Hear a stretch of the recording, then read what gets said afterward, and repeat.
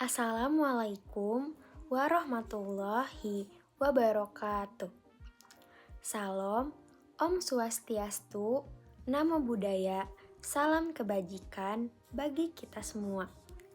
Sebelumnya, izin memperkenalkan diri. Nama saya Amelia Triana dengan NIM akhir 002.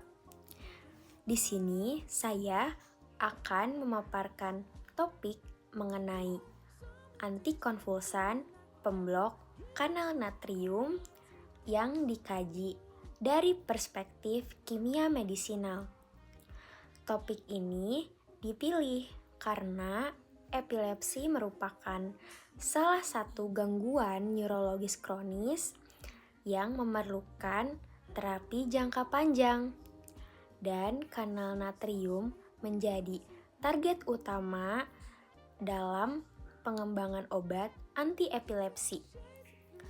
Melalui presentasi ini akan dibahas dimulai dari latar belakang epilepsi, mekanisme terjadinya kejang, peran kanal natrium, hingga bagaimana pendekatan kimia medisinal berperan dalam penemuan dan perkembangan obat antikonvulsan.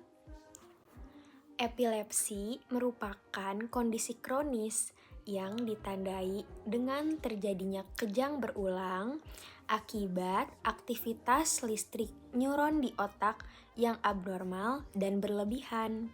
Secara fisiologis, sistem saraf pusat bekerja berdasarkan keseimbangan antara mekanisme eksitatori dan inhibitori. Pada kondisi epilepsi, keseimbangan ini terganggu hingga aktivitas eksitatori menjadi dominan. Akibatnya, neuron lebih mudah mengalami depolarisasi dan menghasilkan impuls listrik yang tidak terkontrol, yang kemudian memicu terjadinya kejang. Pada tingkat seluler, kejang terjadi akibat hipereksitabilitas neuron. Neuron yang mengalami gangguan regulasi akan lebih mudah menembakkan potensial aksi secara berulang. Impuls listrik ini tidak hanya terjadi pada satu neuron, tetapi menyebar ke jaringan neuron di sekitarnya, sehingga menyebabkan aktivitas listrik yang sinkron dan berlebihan. Inilah yang menjadi penyebab utama munculnya kejang pada penderita epilepsi. Kanal natrium yang berperan dalam epilepsi adalah voltage gate sodium channel atau bisa disingkat dengan VGSC.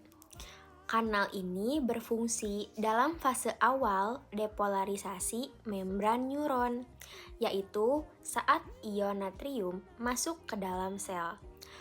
Masuknya ion natrium inilah yang memicu terbentuknya potensial aksi. Namun, bila kanal ini mengalami gangguan regulasi, neuron menjadi lebih mudah aktif secara berulang, yang berkontribusi pada terjadinya epilepsi. Dalam kondisi normal, kanal natrium memiliki 3 fase, yaitu yang pertama resting, yang kedua itu open, dan yang ketiga inaktivasi. Pada epilepsi, fase inaktivasi tidak berjalan optimal, sehingga kanal natrium dapat membuka kembali secara cepat atau lebih lama dari seharusnya. Hal ini menyebabkan masuknya ion natrium secara berlebihan ke dalam neuron dan meningkatkan eksitabilitas sel saraf. Kondisi ini menjelaskan mengapa kanal natrium menjadi target utama dalam epilepsi. Antikonvulsan merupakan terapi utama dalam pengelolaan epilepsi. Salah satu mekanisme kerja yang banyak digunakan adalah pemblokiran saluran natrium. Obat ini bekerja dengan menstabilkan kanal natrium pada fase inaktif, sehingga mencegah pembukaan saluran secara berulang. Akibatnya, frekuensi potensial aksi neuron menurun dan aktivitas listrik abnormal dapat dikendalikan.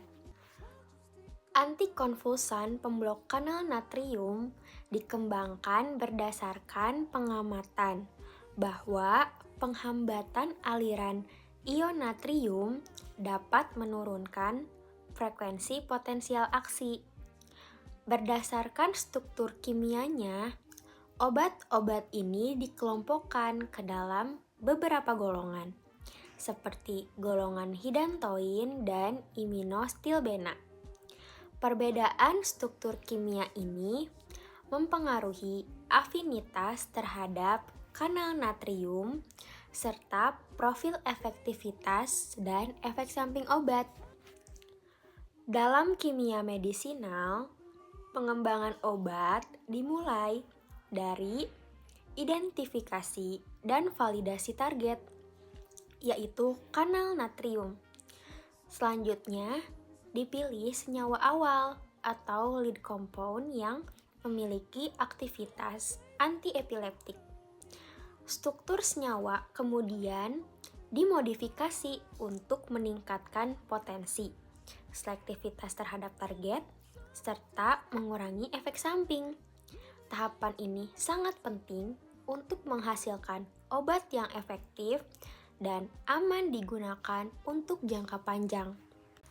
Studi hubungan struktur aktivitas atau bisa disingkat SAR menunjukkan bahwa struktur kimia suatu senyawa sangat menentukan aktivitas biologisnya. Perubahan kecil pada gugus fungsi atau substituen dapat menyebabkan perubahan besar dalam afinitas terhadap kanal natrium. Oleh karena itu, SAR menjadi dasar utama dalam pengembangan antikonvulsan generasi baru yang lebih selektif dan aman. Kesimpulannya, kanal natrium memiliki peran sentral dalam patofisiologi epilepsi. Pemblokiran kanal natrium terbukti efektif dalam menurunkan eksitabilitas neuron dan mengontrol kejang. Pendekatan kimia medisinal, khususnya melalui optimasi struktur dan studi SAR, sangat penting dalam menghasilkan obat anti-epilepsi yang lebih efektif dan aman. Mungkin cukup sekian yang dapat saya sampaikan. Mohon maaf atas segala kekurangan dan kesalahan. Wabillahi taufiq wal hidayah. Wassalamualaikum warahmatullahi wabarakatuh.